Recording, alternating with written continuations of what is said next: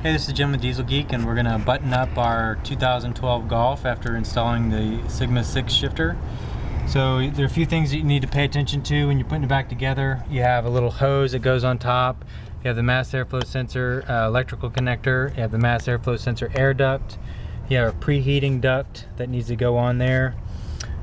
These two pins on the battery tray are the quick release mounts for the bottom of the air box. If you look at the bottom of the air box, you can see you have a little socket, little rubber socket here and here, and those are just going to poke onto these pins and go on.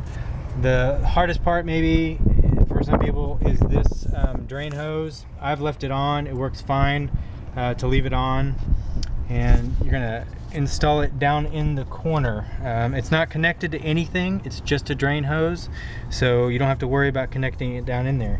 So the first thing is you're going to stick it down in that hole, and it'll just kind of weave itself down in there, and then move the air box into place.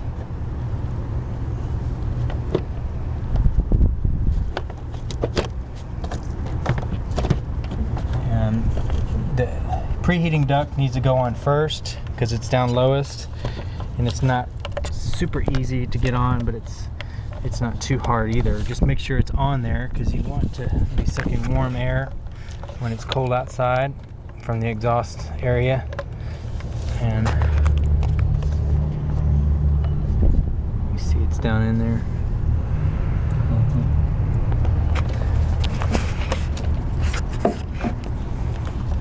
It's easier to reach around like this underneath the mass airflow duct to get the preheat air on. And then you install the mass airflow sensor duct, move the clamp back into position.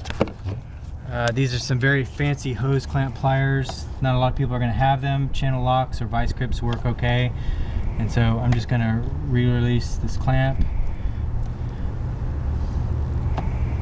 and make sure it's in the same position all the way around as it was before.